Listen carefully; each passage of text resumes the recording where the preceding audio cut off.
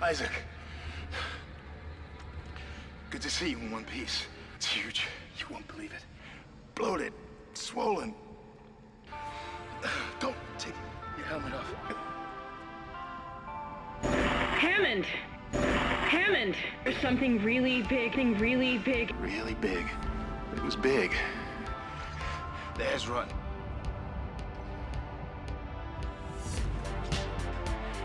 They've been transformed. Power's dead. I can't. Then reroute the damn power. Can't. Then reroute the damn power. Damn, you scared me. This place is making me jumpy.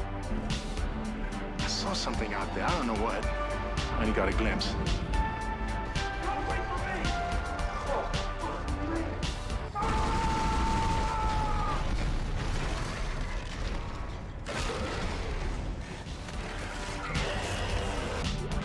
Look, I know Kendra doesn't trust me, but you're gonna have to reroute them manually through at least 3 junction boxes to activate the primary cannon. Oh, but first, you need to activate the atrium elevators from bridge security. You can use them to get to the junction boxes. Once you get a bit older, there are certain, let's call them life lessons, that each of us has to learn. We can master these lessons through any variety of means, through any number of circumstances, but eventually we must acquire them in order to continue progressing as people. One of these lessons can be summed up with a simple piece of doubtlessly ancient wisdom. Never trust a fart. This is an important lesson because by the time you reach my age, the cute, innocent farts of one's youth have transformed into unpredictably deceptive monsters, not unlike the horrors awaiting us aboard Deadspace's haunted spaceship, the Ishimura. Usually a fart is still just a fart, but with what feels like steadily increasing regularity. Sometimes, just sometimes, what you expect to be a fart results in you just kinda, well, crapping your pants, if only just a little bit. Sometimes this happens in public, and you must discreetly excuse yourself and retreat to the nearest lavatory in order to correct the situation. I've heard this embarrassing phenomenon described as sharding, and anyone over 35 has more than likely experienced it at least once or twice. If they deny this, they're either part of a small minority who have yet to feel the oily hand of fraudulent flatulence, or they're lying. To those members of the former group, just you wait. The day draws closer now. It's just around the bend. Alright.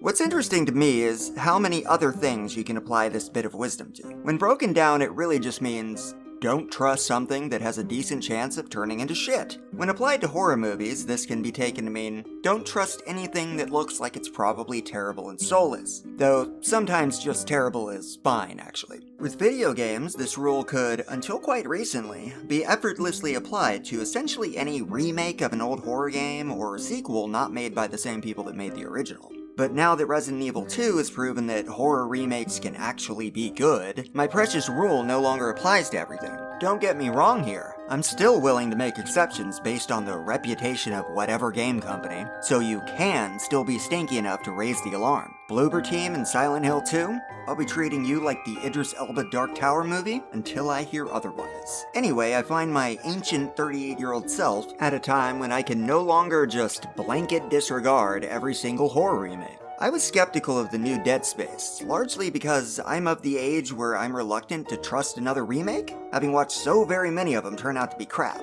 And confession time, I also wasn't a huge fan of the original Deadspace. I never considered its ostentatious set-piece monsters, third-party point of view, and quick-time events as befitting of the survival horror moniker. Horror, fine, but survival horror? That was a fairly specific thing to my young eyes. As time went on and both the genre and myself grew, I finally got around to playing Resident Evil 4 and realized I'd probably been too hung up on labels. It was okay to have campy hybrids with some survival horror elements. It was fine for some of these games to actually be fun and let you get powerful enough to dismember monsters and mobile enough to float around in zero-G. Still not what I'd describe as a pure survival horror experience, but something like action/sci-fi horror with survival elements, like why not? I still have many criticisms of Deadspace. Replaying the original for this video cemented some of them in my mind, while alleviating others that I'd held onto for years. It was a strange experience, but now I'm okay with its place in horror history and the level of love it still receives. As I write this part of the script, I've finished playing through the original, but only just started the remake, and I'm beginning to feel hopeful. Disappointed in some ways, but elated with some of the other improvements I'm seeing. It's making me wonder, after all these years of mindless faith in my simple heuristic rule, can I, after all, finally trust a fart to answer this very serious and important question, really the question of our time? We need to start with the original. Please, drop a like if you like, I guess, or even subscribe. This is a brand new channel, so every little bit of interaction helps hugely. In 2008, EA Redwood released Deadspace, which proved to be quite the opposite of the ponderous, psychological, even philosophical survival horror we'd come to expect from the rest of the genre's fluky darlings. While the game received high marks from most critics and players, it was not without criticism due to various departures from the standards set by its predecessors. Where games like Silent Hill kept most of its twisted beasties slow, surreal, and obscured by fog, Deadspace's approach was a bit more action-gamey, with its murder corpses often being incredibly quick, plentiful, and very visible very quickly. Deadspace generally relies on, well, jump scares, and also excellent sound design, its fright factor. One example is the rumbling of pipes above and around you as necromorphs begin to pour out of them. The trip from the filtration system restarted. Everybody relax. What was... Not sure. What the hell? I don't know. Something's in the room with us. Jesus! Once in a while, they never emerge and just move past. It's pretty cool when this happens because it does manage to build suspense, putting you on edge. On the flip side, an actual loud-ass alarm often sounds before a big room fight. Hazardous anomaly detected. Quarantine activated.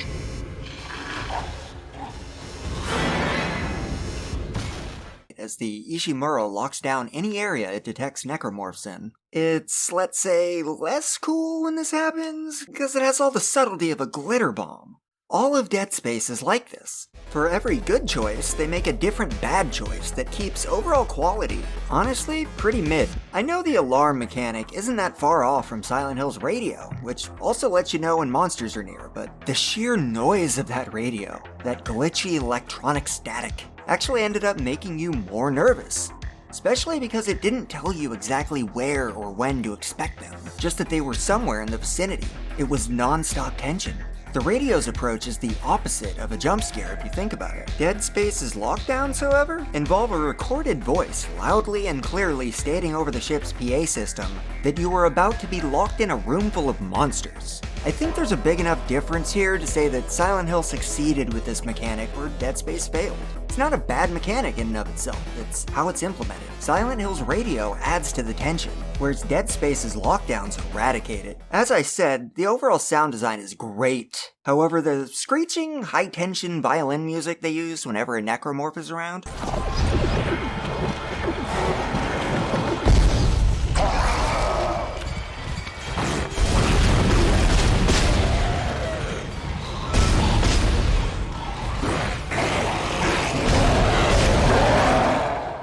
can come off as overly dramatic at times, going all out like it's the end of the universe while one legless necromorph drags itself slowly face first into your already projected Ripper Blade. Fancy pants space engineer and protagonist, Isaac Clarke, can deliver a serious beating using his array of high-tech space guns, and is able to demolish small armies of necromorphs. This makes it so you never really feel like you need to run away in Deadspace. It's also probably a bad idea to run away from fights, because you're always backtracking, so surprise! A lot of the enemies won't even follow you into different rooms, which can actually be used to cheese them, even brute sometimes. Isaac may not have Spec Ops training, but he doesn't need it when there are line guns and pulse rifles available within the first hours of the game. And this sense of empowerment is a big departure from one of the other trademark characteristics of survival horror, feeling like you're piloting an anemic tank made of meat that can't swing a stick twice without screwing up or getting tired. Control of Isaac's movement actually isn't great in the original, but it's more that he walks and runs slowly and, well, strangely.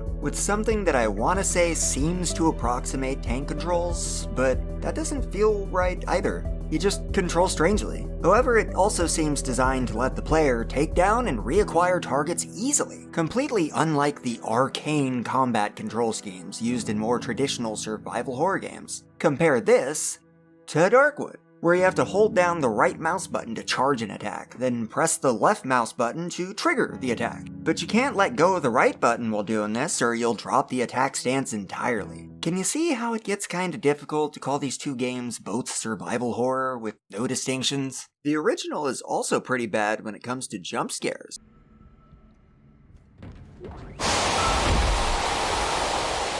Lots of which are on the cheaper side. I mean, I differ from most horror fans in that I am not completely opposed to jump scares. If done right, I can appreciate them, and that did happen a few times, especially towards the end of Deadspace, when it starts playing around with its own formula. But there are far more cheap shots than clever girls at play here. They do this thing where a part of the hull of the ship suddenly explodes, causing all the air and furniture to suddenly rush out of the room at least 5 times during my playthrough. Like, yes, Dead Space, dear, we haven't forgotten we're in space. It's okay.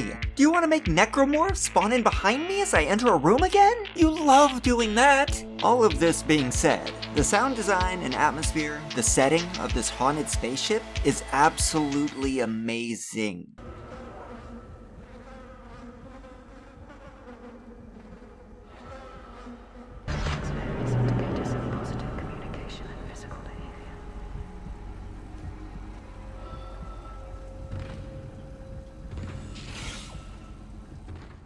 These elements are so good as to substantially make up for some of the other shortcomings. I think it's better at being a horror game when nothing's dragging itself out of the air vent to slice you in half. You'd think necromorphs would kill you in less violent ways. I mean, slice Isaac in half and he's not going to make a very good necromorph, right? Oh, we'll get to necromorphs. They have their very own section coming up in a bit. I feel like it's mostly good things, but we'll see. I haven't actually written it yet. As I said before, this dichotomy is Dead Space all over. There's a lot of really well thought out effective stuff here, as well as a lot of stuff that falls completely flat or directly wrecks enough of the good stuff to make it a more average experience overall. Another example. Take the many interesting ways in which Dead Space has removed UI elements, thus enhancing immersion. Your health is a bar of light affixed to Isaac's suit. Ammo is displayed by a hologram projected above the weapon. There is no minimap or compass. However, these elements are sabotaged by things like the tooltips, which are supposed to be instructive holograms your suit projects in front of you, but really just feel like normal video game tooltips and completely wreck immersion whenever one pops up, which happens pretty frequently during the first chapter and a few times even later than that, as new mechanics are drip-fed to the player. I feel like it'd be less immersion breaking if they just didn't try here and made the tooltips less ostentatious. Another element that's gonna wreck immersion is the janky ragdoll physics. It's not uncommon to come across some kind of spooky set piece. Take this half-flayed man banging his head against the wall. The low thumping of his skull against the ship's hull draws your attention from quite a distance away, only for him to die as you draw near. So far, so good, right? But as he dies, he suddenly becomes subjected to the strange physical laws so commonly found influencing game corpses, and jitters around for a few seconds before falling to the ground. Video game horror has a bunch of little pitfalls like this that other forms of the genre, books, movies, don't need to worry about so much, or can largely fix by just throwing more money or talent at the project, like they say, we'll fix it in post. Even hyper-expensive AAA video games can, increasingly in the modern era, suffer from the kind of technical issues that, if present in, say, a horror film, would relegate it to the realm of B or C or D movies. It's just the nature of how games are created. I've heard most are, let's say, more designed by a committee of ancient subterranean ghouls, and then cobbled together with spit and duct tape by a starved and terrified servant class under the watchful yet jaundiced eyes of their ancient, unliving masters, then carefully engineered perfection. This is why day one patches are the norm. Yep, because Ghoul Lords. Heard it here first, folks. Go and spread the word. Facilitate the impending uprising. The other side of this is that some games still receive new content years or sometimes decades after launch. Postal 2 had its last patch on December 3rd, 2020. Postal 2 was released in 2003. This game that most people consider trash was getting updates and new content 17 years after its release. If you haven't replayed it for a decade or whatever, give it a shot. I ran into a bunch of new stuff last time I did. Regardless of these needlessly bizarre words, it's always immersion breaking when a corpse decides to suddenly spaz out, usually generating a repeated arrhythmic thumping noise as it flops about like a fish on land.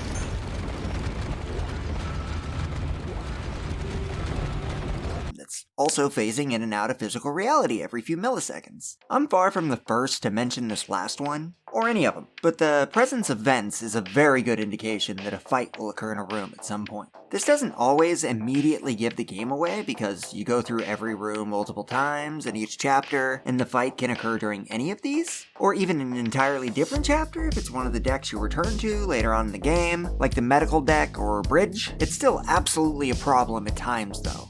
I remember several occasions where I would see the vents, think to myself, well, there's obviously gonna be and never finish the thought because Necromorph starts smashing through the vents at that precise moment. I'd usually laugh when this happened, and as we all know, laughing is the opposite of survival horroring. Despite these numerous and not unserious drawbacks, there is still a lot to love here, and I can see why the game is remembered so fondly. I briefly talked about what happened between me and Deadspace in my last video. Basically, I rage quit after repeatedly failing the asteroid turret section when I was 23 or something. I tried playing through it a second time 2 years ago as well. Got to chapter 3 and just stopped playing for whatever reason. As I've previously stated, I had a hard time even placing the game in the progression of the horror genre until I played Resident Evil 4. After that bit of additional context, I was able to understand where it stood in the grand pantheon of horror games. When I first played it, I didn't know that Deadspace wasn't the first to play more like a third-person action game than classic survival horror. To have limb dismemberment as a key mechanic, and riding an interesting balance between shooting stuff a lot, but also never feeling like you have enough ammo. Kinda like in a survival horror game. I have to keep reminding myself, horror is a fairly different animal from survival horror, and the bar for something to be considered horror is pretty damn low. Haunted House 1981 for Atari is a horror game. Did you know that this Broken Dream is actually a kind of horror game? Not a disappointment simulator as I'd believed it to be? As with any genre and any form of artistic expression, eventually creators begin to experiment with the formula, and they should. Sure, this can result in monstrosities that should be silently taken behind the barn and never spoken of again. But it's also how a genre evolves and stays relevant, instead of fading with time and becoming an increasingly tiny niche. Yes, I know some of you are proud of your tiny niches, but if you want new games of this type, that's not the way to go. Hybrids or experiments like RE4 and Deadspace, or even They Who Shall Not Be Named, are important because they both push the genre into new territory, and they open up a conversation about what elements actually define those kinds of games. I want to do an entire video exploring what truly defines the survival horror genre, and how far you can actually push it before you kinda just have to call it a horror game, or action sci-fi horror with survival elements, as I have said I consider games like RE4 and Deadspace. Where exactly is this line? One of the best things Deadspace brings to the table are the necromorphs. They are aesthetically cool, sure, but no cooler than the standard denizen of a Cronenberg film. It's also not their AI or mechanics. I mean, these things tend to commit suicide by walking directly into ripper blades. Their lore is alright. It's grown on me since I started this project, but still not why I like them so much. No, that would be the necromorph's sunny, can-do attitude and complete dedication to and satisfaction with their primary function. Necromorphs are just so damn happy to be there, on stage trying to murder you, either toddling or bolting towards you, as those are the necromorphs' two speeds. They're jolly, effervescent murder corpses. The lore actually backs this up. Unless they're the flying kind that turn the corpses, every single necromorph exists solely to perform a single function. Make more corpses for the flying dudes to turn into necromorphs. I'm just gonna toss this out there, but murdering you is their form of reproduction, and they are suitably joyous when engaging in such. The differing forms are interesting, but get less cool the further they stray from the first basic kinds of necromorph you encounter. By the time the necromorphs with giant bomb hands start showing up, it's like, alright, I guess they needed explosive necromorphs for some reason? Surprised they don't flash as they approach ya, you know. Slowly at first, but then quicker and quicker as they get ready to go boom.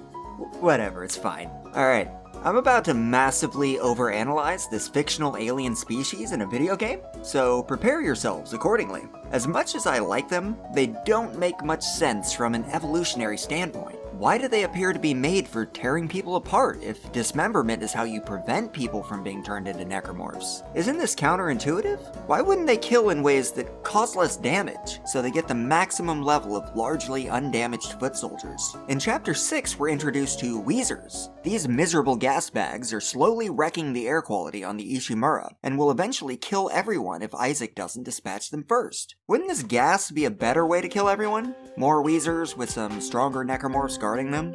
Additionally, why not just spread the necromorph disease through the gas instead of the batwing monsters? From this point of view, the bomb hand necros seem extra ridiculous. Blowing up potential cannon fodder? I mean, every corpse too damaged to be turned into a weapon is a loss for Team Necromorph. In the titular non-living vacuum, lore is disseminated through an extremely common method. The story is slowly drip-fed to us via a series of video, text, and audio logs that we find stashed on bodies or just lying around in rooms and hallways as we progress. These logs are also used as rewards for exploration, which, I mean, is a fine reward, but I do think this formula is better served and advanced by the Souls franchise, which does the same thing, but since their lore is distributed via item descriptions instead of audio or text logs, exploration ends up resulting in a possibly useful item as well as functioning as an IV Drippo game lore. I guess the extra ammo you find takes over this role, it's just less fun. But I'm at a loss as to how they could make ammo drops fun, so moving on. It's a story as old as time. If you've been a horror fan for 30 years, crew discovers alien stuff on a planet, alien infection then spreads throughout the crew, transforming them into horrifying The Thing-style monstrosities. Isaac and his crew are then sent out for the repair job, but find the end results of the little scenario I've just described instead. It's not meant to be deep or philosophical or make you think. It's supposed to be a story wrapper for a piece of dismemberment candy. Also an extremely unsubtle shot at Scientology. This is my trademark, long-winded rant way of saying that the story isn't exactly deep or important in Deadspace, and that's all you really need to know. Stop looking at me like that. Okay, fine, I'll do it for real. The story did kind of grow on me, but more because of the wiki and the movies in the first game, but fine, okay? Major story, spoilers are starting now. So warning, spoilery McSpoilersons abound. Turn back now, lest ye become spoiled. Are the people who still don't know what Deadspace is about gone yet? Alright then. In the Deadspace world, there's a well-moneyed cult based on Scientology, called the Unitologists, who believe the government is covering up an alien artifact called the Marker. They believe this because the government totally did find this marker, and are absolutely covering it up, because of course they did, and of course they are. The Unitologists believe this marker will kick off an event called the Convergence, which will unite the universe. They are correct about the marker's existence, and also about this convergence being its primary function, but absolutely wrong about whether or not this can be considered a good or positive thing for mankind. They view it as something akin to the Rapture, with the believers being promised eternal life in a perfect reborn universe. Really, you get necromorphed, and eventually, if all goes to plan, assimilated into some kind of sticky-ass biomass. The real convergence heralded by the markers would in fact spell the complete end of any life in the universe that isn't what's known as a Brethren Moon, a necromorph infection which has grown large enough to take control of and actually pilot an entire moon or planet. The ultimate goal and final life stage of the necromorphs. Unfortunately, like so many cults before, the Unitologists become convinced that hell is something to be striven for, so they start using essentially billionaire dark money packs to make sure certain deep-range, corporate-owned ships called planet crackers that often go into illegal regions of space to mine resources are staffed by like 80% Unitologists. That's the plan. These embedded cult members are secretly searching for the markers so they can prove that they were right about the government cover-up and kick off their misunderstood and ill-fated convergence. The Ishimura was one of these ships and actually did find a marker, which they brought up to the cargo bay and harbored, even as everything went to hell. Yeah, great plan, right? Some losing faith as necromorphs rip them apart. Some falling to their knees and letting these angels bring them their salvation and make them whole. Still others decided to try and shepherd the rest of the Unitologist flock towards viewing their death as the first step and embracing their destinies. Unfortunately for the cultists, EarthGov, the futuristic global governing body of mankind, knows all about this. The marker the Unitologists found was man-made and was a part of a failed EarthGov experiment. Apparently they left the marker on the planet 200 years earlier after reverse engineering it. They'd found an actual black marker from the necromorphs, like on Earth, beforehand, and thought it could be a potential source of energy. I don't know why they didn't just use the black marker. I guess they thought making their own would be safe or something. But anyway, they just found out that it necromorphed people. Then after that, they thought, potential military applications? Then, only after that, went extra sideways, abandoning the whole mess and forbidding anyone from going back to the planet. A law the mining company that owns the Ishimura, the CEC, famously constantly ignores. There are only a few surviving characters by the time Isaac reaches the doomed ship. Most of the story is already played out before you crash land and is revealed via video and text logs left throughout the ship by its doomed crew. You initially suspect Hammond, the captain of the repair crew, is a unitologist and on the Ishimura for his own ends, especially after he refuses to leave, stating that we was sent to do a job, instead of doing the obvious thing and trying to escape the murder corpse infested ship you just crashed into. In actuality, he's just going crazy because of the marker and gets brutally murdered about 2/3 of the way through. The real twist here is that the third surviving crew member, Kendra Daniels, was working for the government the entire time, and was simply using you to get a man-made marker onto a shuttle so she could escape with it, because I guess EarthGov has a real short memory. Again, some of this plot, man. As for Isaac himself, he suffers from that era in gaming's rampant silent protagonist infection, an issue that was fixed in the remake, where Isaac does talk and actually has a personality of sorts. He feels like a good egg. There are also a couple of survivors on the Ishimura, an insane unitologist doctor who's trying to help the necromorphs turn everyone, as well as Dr. Kine, a somehow creepier but less antagonistic man who has seen the whole thing go down. He realizes the unitologists were wrong and wants to return the marker to the planet they yanked it off of, believing it will seal the gigantic mastermind creature that seems to be telepathically controlling the necromorphs back inside of the planet. Unfortunately, he seems to be motivated by hallucinations sent via the marker, so he was actually working towards the necromorphs' ends the entire time. I assume the marker had to be replaced in order to generate a brethren moon on the planet. We're introduced to our protagonist, Isaac Clarke, as he watches a video log sent by his girlfriend, Nicole, who is stationed on the Ishimura. Surviving long enough to find this woman becomes Isaac's primary motivation. As the story progresses, we see more of Nicole, in the form of various marker-induced hallucinations, usually urging Isaac to make us whole. In one case, opening a door for us while we blast down the necromorphs who start coming for her while she hacks the controls. This section is bizarre, as by the time it happens, we're pretty sure Nicole is dead, and all of these are just hallucinations. I kinda wanted to let the necromorphs kill her, see if I failed the mission, or if she'd just never actually die. Deadspace is not always clever with such inflection points, but it is sometimes. Nicole is also present in person for a lot of the last chapter of the game. But if you haven't figured out something weird is going on with her by now, you somehow have worse media analysis skills than I do. Directly before the final boss fight, Daniels makes us watch the initial video file of Nicole we see in the intro once again, only all the way to the end this time, where it's revealed that Nicole, let's say, way of the samurai'd herself before we even got to the Ishimura, likely becoming one of the necromorphs we blasted into pieces along the way. The first letter of each chapter title famously spells out Nicole is dead, if you need any further help coming to peace with this information. This was a popular detail the following two games would employ, with their chapter names also spelling out major spoilers for their plotlines. This is neat, I guess? Most chapters of the game involve Isaac being sent to a section of the Ishimura by either the captain or Daniels in order to fix some part of the Ishimura's functionality that was damaged during the necromorph slaughter. Some of these repair jobs reveal that parts of the ship were directly sabotaged by usually unitologist crew members being manipulated by the marker into, say, removing the ship's ability to call for help by trashing the satellite array. It's a typical video game story of the time in a lot of ways. No one grows, changes, or learns anything. The only character development comes with the big revelation that Kendra Daniels was working for the government all along. She goes from being a voice of reason, providing a few seconds where you get to see a human face and hear a human voice before heading into the next part of the nightmare, to a mustache-twirling villain in the last couple chapters of the game.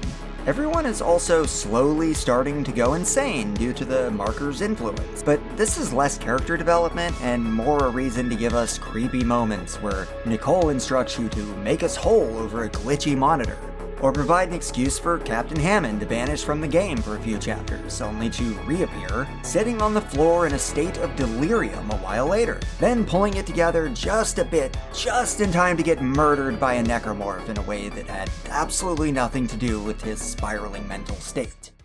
At least in the original. I would have combined Hammond with the insane doctor character. He was the guy doing the stuff I wish Hammond hadn't run around doing after being driven increasingly mad by the marker's influence. Speaking of the doctor, he isn't a good example of character development either, because he was already putting the marker over the well-being of human life in the earliest audio logs we find of him.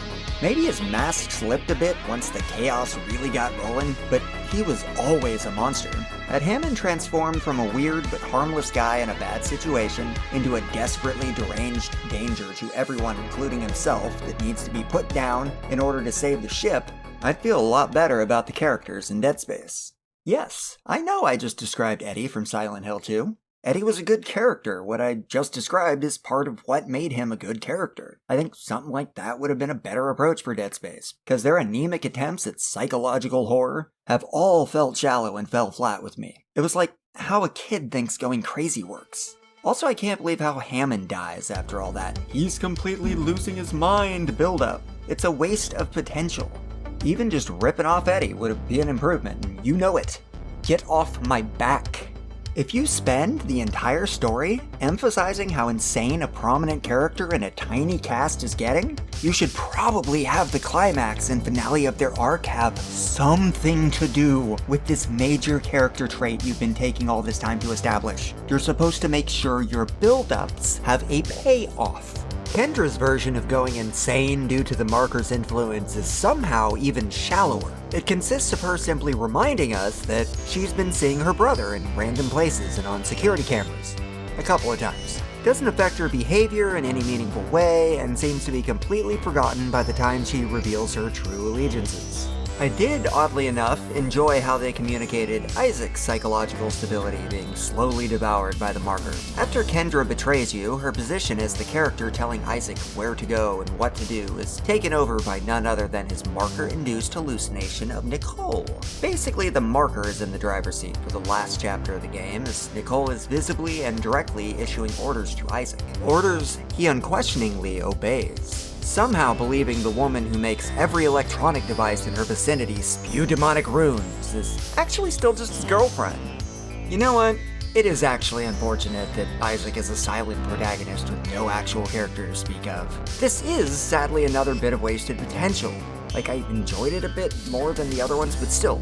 Had they taken the time to flesh Isaac out a bit and make him more than just a silent protagonist, these scenes could have been meaningful and hard-hitting. I keep going back to the trusty old Silent Hill 2 comparisons here, but think how much the characterization and development of James Sunderland contributed to the game overall. I felt like I knew the man's entire journey before and during our time with him, where Isaac is little more than a paper doll with cool sci-fi armor. I do not care about Isaac Clarke, or what happens to him, or the people he cares about. And that's not because I'm a twisted sociopath or didn't get it. It's because the writers of this story did a poor job. Most of their characters just don't work very well. Before you click away in disgust, they fixed a lot of my gripes in the remake, as well as creating some new ones, but we'll get to that. The story itself has solid roots, and I had a lot of fun researching it, like on the wiki. I just don't really like the characters' arcs in the original. If I had to describe Dead Space, I'd call it a fun but flawed experiment that nonetheless helped widen the spectrum of what's acceptable in a horror game. It did poorly at enough good ideas that later games would try some of the ideas again and succeed, whereas Dead Space swung and missed.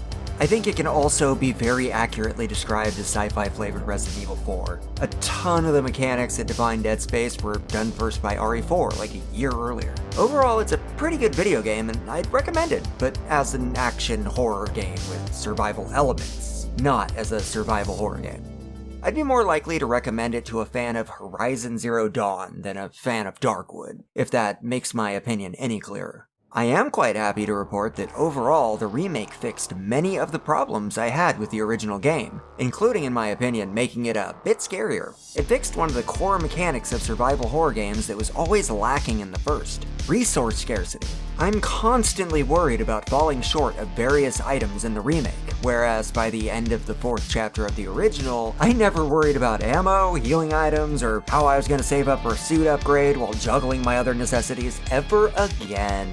I played the original on PC and the remake on Xbox Series X, so it's possible that it's just that much harder to aim on console, but it feels more like a combination of controller aiming and less ammo drop per weapon, as well as the enemies taking more shots to kill and the weapon upgrades being less of a big step per upgrade. Meaning the upgrade trees have all been significantly expanded in the remake. This makes each individual upgrade less meaningful than they were in the first game, where you could just pump every node into the plasma cutter and have a nearly max damage weapon by the end of the first third of the game.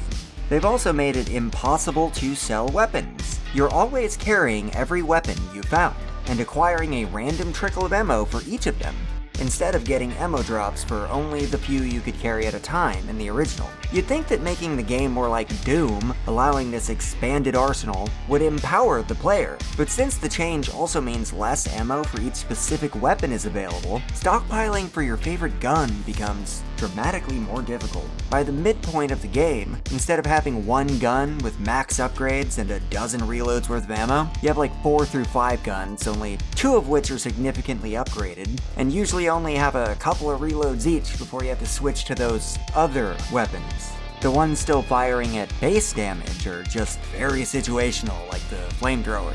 This increases the tension in a big way. It's surprising how much this area of the game was improved with these changes to the weapon ammo upgrade systems. This is one of the more subtle changes I noticed, but I'd say probably the one that enhanced, or at least altered, my experience the most from the original. It also makes me more comfortable with the argument for Deadspace being an actual survival horror game. It more successfully rides that scarcity of resources line that the original failed at pretty hard. On the other hand, you can control Isaac much better in the remake. You could always shoot just fine in the original, but Isaac was kind of awkward and weird to control, at least on PC. It felt like they were trying to do something like tank controls, but still make shooting responsive, which in my opinion kinda makes it pointless to do the whole main character moves like they're trying to walk their roller skates over gravel thing anyway. But assuming it's not a weird port problem or just unintentionally kinda janky, they tried. In the remake, you can control Isaac just fine. There's exactly zero effort put into disempowering the player here. This has less of an effect on the tension than the whole lack of ammo thing, so I'm still calling it a win. The remake definitely lands more of its survival horror elements than the original. The next difference was a pretty big surprise, but the writing has been massively improved. It's nowhere near Disco Elysium or Planescape, but better, so much better than it was. The voice acting has also greatly improved. The quality of the logs you find is usually pretty great, and the actual characters you interact with, Hammond, Daniels, even crazy Dr. Mercer, are less cartoonish and behave more like actual human beings. Hammond in particular, while profoundly less entertaining in this version, has a much reduced chance of inspiring barks of derisive laughter once he gets deep into his catatonic insanity arc around chapter 6. As funny as this small child's idea of how mental health emergencies looks, it's unbecoming of a classic horror game. I know, shut up. Instead, in the remake, Hammond doesn't really go crazy until much later. He ends up stuck in a vent for half the game, watching some surviving cultists fiddle with the markers, sort of drip-feeding us story beats from that angle of the game, instead of just, I don't know, being a goofy nutball who acts like he's been hit by some kind of Malkavian blood art from Vampire the Masquerade Bloodlines. When he does go crazy, he keeps seeing one of his crew. Chen, remember? The guy that died and was turned into a necromorph in the first 5 minutes of the game? Anyway, Hammond catches Necro Chen in an escape pod on the bridge. Unable to just kill him, he launches him into space. Unfortunately, or fortunately depending on your perspective, the military ship that's come to blow up the Ishimura picks up the pod, gets necromorphed by Necro Chen, and crashes into the Ishimura. Isaac and Hammond go aboard the crashed ship to salvage a part they need. While on board, Necro Chen kills Hammond. Remember earlier when I said this arc didn't have a payoff to his insanity? They completely fixed that in the remake! Hammond's death isn't a wasted opportunity or an example of lazy writing here. It's a decently telegraphed moment that works pretty well. Unfortunately, there's one change to the story I like a whole lot less, but yeah, in a few minutes. The writing has largely gone from sophomore in high school to sophomore in college, if that makes any sense. Even Nicole's scattered appearances come off as more eerie and less obvious. There were a couple of times I could imagine not knowing that she was already dead and that what I was seeing was the result of some kind of evil cosmic peyote. The remake also feels more difficult than the original in a lot of ways. We've already gone over how they improved the scarcity of resources and smaller incremental upgrades, but on top of that, the zero-G actually works this time. They had the technology to allow you to float freely here as opposed to the zero-G jumps throughout the original. And the way they pulled it off was simultaneously frustrating, scary, and kinda impressive. The controls for the floating, unlike how Isaac is normally controlled, feel janky and disempowering.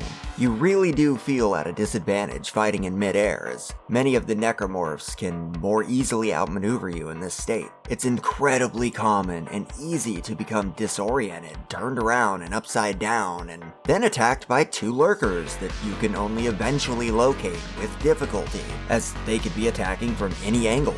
This is used to its best effect in the sections where you have to negotiate dark, cramped spaces with lots of different rooms or floors depending on how twisted around in free space you are at the moment. You can always change the difficulty at any time, however. I actually lost some footage and ran back through on story mode at one point. Give me a break, I just played like 50 hours of two different versions of the same Deadspace. I like most of these changes. The MO, upgrade trees, zero-G mechanics, and some interesting environments to float around in. The remake obviously looks a lot better, and thankfully retained most of the atmosphere I loved from the first game, largely leaving level and environment design the same, and just giving everything huge graphical upgrades. Some of the human faces, especially on corpses, look ridiculous, and you can see where they're made to come apart at the seams when dismembered, but for the most part, yeah, they did basically what I expected.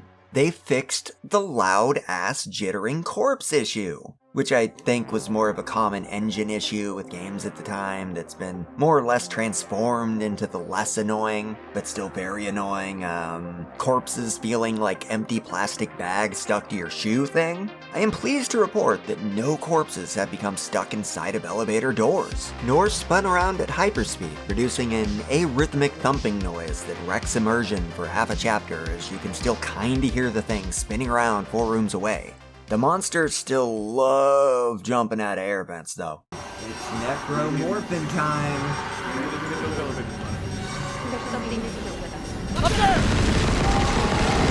They couldn't fix that issue despite it being an extremely common grievance in reviews of the original.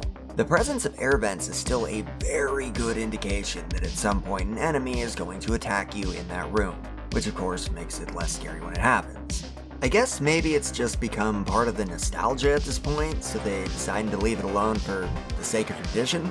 Altogether, I have to say I like the remake more than the original, and for a couple reasons that I didn't expect, like the improved writing.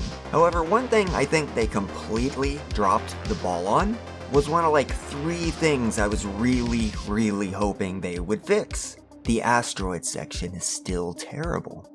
Really terrible. And this time not because it's hard. No. The new asteroid section, once you figure out what to do, is much easier. Okay, why would Isaac aim his personal weapon at asteroids to calibrate the turrets? I know they did this simply because it's not a turret section, but it doesn't make any coherent sense. The first time I tried this, I ended up firing my own ammo at the asteroids before noticing I had to click A instead. And because it's not the original, I actually missed that lost ammo. This bit is admittedly just me whining about the game because I couldn't figure a bit of it out and had to go look it up. In my defense, it was really annoying. It does tell you that it's syncing targets and that you have to aim manually, just not what it's syncing with, or that you're supposed to aim your own guns manually. Anyone that's played the first game is gonna go into this with very particular expectations, okay? And those expectations do not include aiming at asteroids with your own gun while pressing an alternate button to fire the turrets. It should have shown a hologram of someone syncing with the terminal, then aiming at the asteroids manually using their own gun. Or something else explicitly handholdy, if only for the truly dense among us, like me. In all seriousness, I wish they'd have just gotten rid of this cursed section of the game, replaced it entirely. It was largely considered the worst part of the original.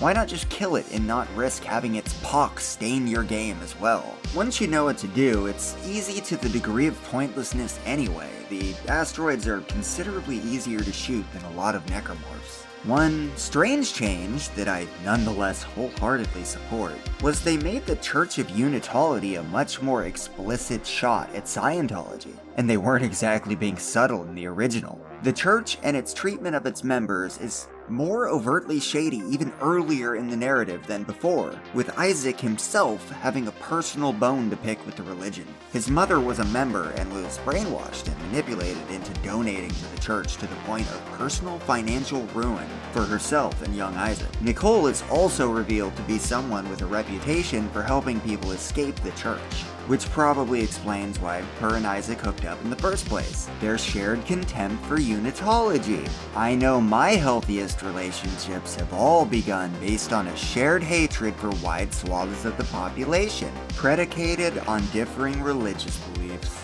I know Unitology is evil as all hell, just saying it's probably not the best idea to begin a relationship with somebody because you both hate the same stuff. You should at least have some other stuff in common, like maybe the same taste in books. Maybe not all books.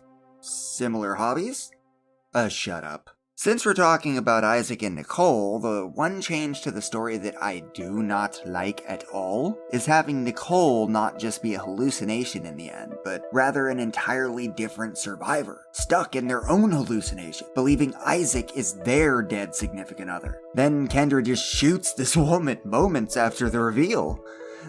It's not that it's offensively, egregiously bad, it's just completely unnecessary, adds nothing, and feels like so much superfluous nonsense. Unlike Hammond's new death. Nicole simply not existing to any degree outside of Isaac's mind, or perhaps a piece of her memories used as bait by the marker, was way more frightening in my opinion. I like the idea that Kendra had known Isaac was going crazy for a long time, before they even crashed into the Ishimura, and was just playing along to suit her own needs until the very end. Once his usefulness expires, she cruelly taunts him into watching the real ending of the video Nicole sent before the game began. This series of events actually makes the player consider various deeper implications. For instance, was the marker using its absorbed victims' interpersonal relationships to lure other humans into the active necromorph infestation, like a kind of cosmic anglerfish? It's better to cast a wide net, and the necromorphs needed someone to put the marker back on the planet so it could proceed to the next step. Who knows how many people back on Earth received these dark summons from loved ones who had been absorbed into the biomass on the Ishimura, their memories used to try and draw in new meat to be manipulated into serving the necromorphs' purposes, and rewarded only with a slow, horrifying death and unity with the necromorph biomass.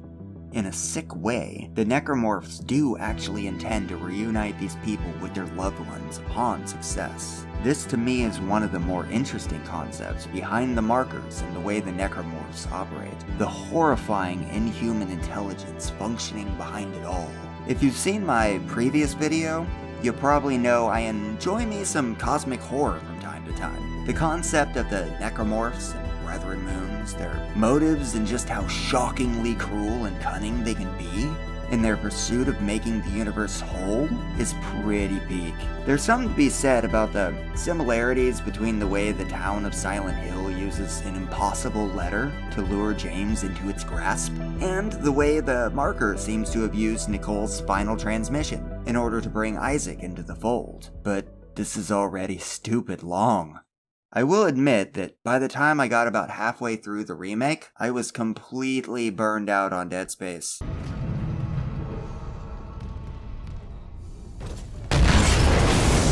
Every change to a puzzle that made me have to use my double-fried brain only served to annoy me. But that's not the game's fault. There's a reason why the campaign of this game is 50 hours long, which is about how long I spent with both of them combined. However, I still think that I like Deadspace more now than I did before this experience. I'd always considered the story third-rate by sci-fi standards. I'm more of a Roadside Picnic, Solaris, 2001, or even Ubik type myself. But after learning a bit more about the world of Deadspace while researching for this video, everything to do with the necromorphs, unitologists, the markers, and especially Brethren Moons, I've become intrigued. After a bit of a break, I think I'm gonna give Dead Space 2 another shot. At the core of its rapidly mutating necrotic heart, Dead Space is an interesting take on the hostile alien force taking over a ship or otherwise isolated habitat trope that's kinda super common in sci-fi horror. It's seen everywhere from Alien to The Thing, to even Event Horizon, if you squint hard enough and twist the definition of alien around to include beings from a freaky hell dimension. These are all clear inspirations that Dead Space doesn't make any particular effort to hide. I've already touched on how interesting the fiendish intelligence operating behind the lifeform is, but necromorphs really are the star of the show here. They're the perfect mix of alien, undead, and, well, David Cronenberg. They look like a mix between a few of The Thing's twisted visages and Goldblum's wonderful Brundlefly. Yeah. Despite these commonalities, they find a way to be unique. They have a huge following of misguided religious zealots who pose almost as much of a risk to humanity as the life forms they worship that, lest we forget, reproduce exclusively via murder. They have an interesting life cycle and a horrifying ultimate goal, with the Brethren Moons being peak cosmic horror, manipulating countless intelligent species into triggering their own demise via the signal emitted by the markers they've scattered throughout the universe, usually mistaking them for some kind of ultimate energy source, only to get a face full of species-ending murder corpse. Story time. The first time I played Resident Evil 4, I got stuck on El Gigante. It wasn't that he was too difficult, I promise. I had mismanaged my resources and simply didn't have enough ammo to kill him, nor enough money to purchase more. I had to restart the game because I hadn't been careful enough with my shots or patient enough in my explorations. This experience, though frustrating, is survival horror all over in my opinion. On my second attempt, I felt the tension rise with not only every shot I missed, but every shot that could have been more effective. Every time I winged an enemy, every time I failed to disable a limb, every wasted shot brought me closer to the same experience I'd had previously. This is the kind of experience the original Dead Space failed to give me. That's the best I can describe my issue with it. Instead of mechanics building tension, a top-tier immersion builder, they make the game feel like a linear path peppered with jump scares and audio logs. The mechanics are supposed to flavor the horror by adding tension and disempowerment. The remake brings these elements back into the equation, at least to a decent enough extent. I never completely ran out of ammo and had to restart or backtrack to hunt for mistashes, but I was constantly worried that I was going to have to do these things, and in a way that's better. I'd rather be constantly on edge than have to break immersion by backtracking to farm resources. This is largely why I like this remake and consider it both better horror and better survival horror. It's just scarier on all fronts, as well as better written and voice acted. They retain the atmosphere that stole the show in the original, while fixing most of the things the original got wrong that made the experience substantially less frightening. The remake is still guilty of a heavy reliance on jump scares.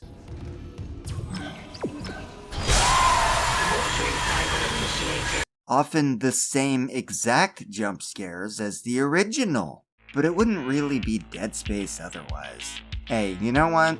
I guess I can trust at least this particular part. I'm sure some of these resource rebalances are driving people nuts, but you can always sell every bit of ammo you get that's not for your favorite gun to buy more ammo for your favorite gun.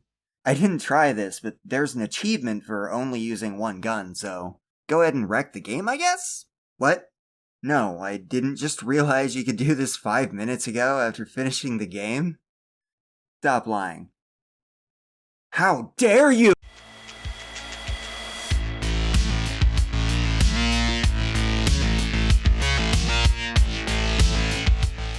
Hey, if you somehow made it this far, thank you. I can't believe it. But yeah, obviously, like and subscribe. Clearly you belong here. With us.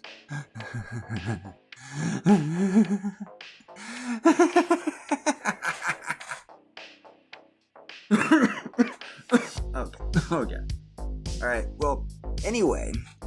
Yeah, summer's coming up, so I'm not gonna have school anymore, so hopefully I'll be able to, make more videos, or release them a lot faster. Anyway, thanks again. I'm gonna go lay down for a while. Bye.